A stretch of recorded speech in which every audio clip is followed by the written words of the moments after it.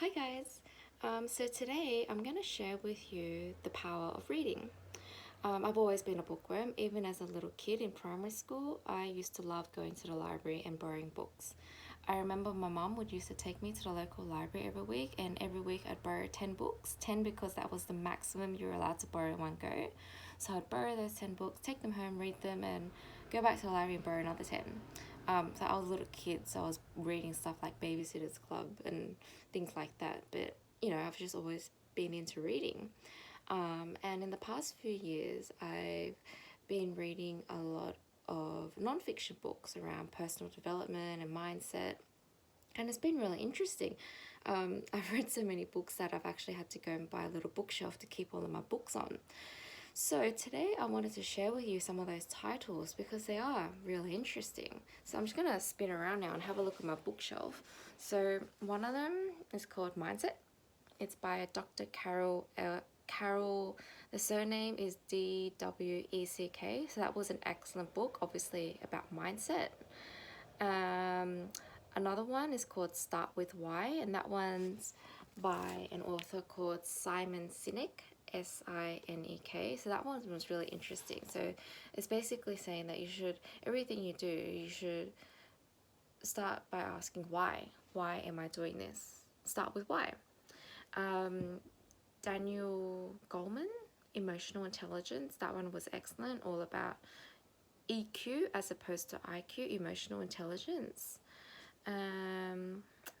What's another one? Mindfulness and the Art of Managing Anger. So that one's obviously, as the title says, it's about mindfulness, which is very important. That was a very good read.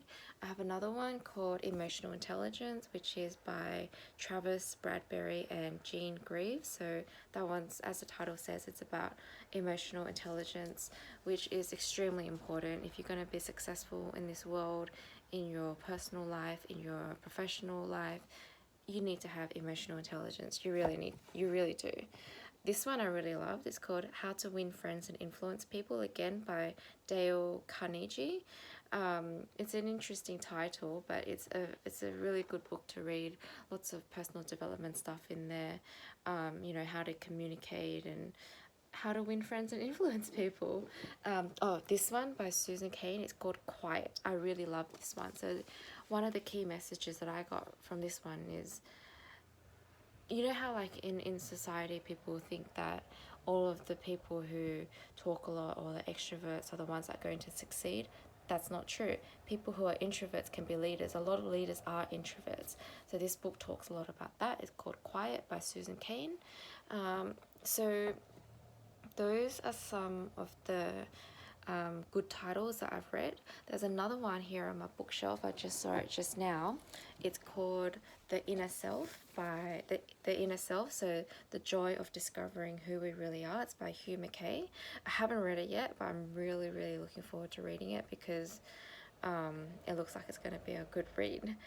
So yeah, those are some of the titles that I have on my bookshelf that I've had a really good time reading.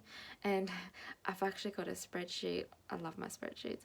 I've got a spreadsheet on my laptop of not upcoming, but titles already out.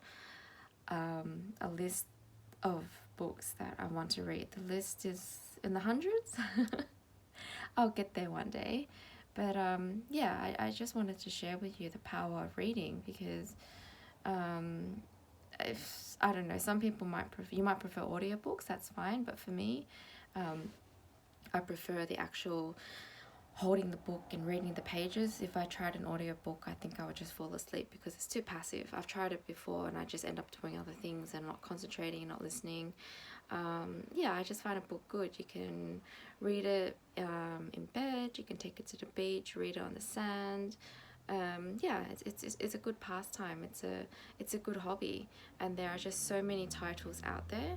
So I've just shared with you a lot of the mindset ones that I've read, but on my to read list there are more mindset ones obviously, but I've also got other ones. Like I'd love to read about history. I'd love to read about the Vietnam War. I'd love to read about just anything really. It's just the world is your oyster. There's so much to learn, and I think the good thing about reading as a hobby is there's no pressure. You know, unlike school, you're reading a textbook to be tested on, so you kind of have a different mindset around that. But if you're just like picking out titles here and there about history or about mindset or about anything, and you're reading for the pleasure of reading, that's what it is. It's pleasurable. Yeah, so I'd really recommend that you, if you're not a reader, try it. Just try it. Just try a book. If you don't like it, you don't have to read another one. If you like it, you can be like me and read a whole load and then go buy a bookshelf. So yeah, I just wanted to share with you the power and the joy of reading.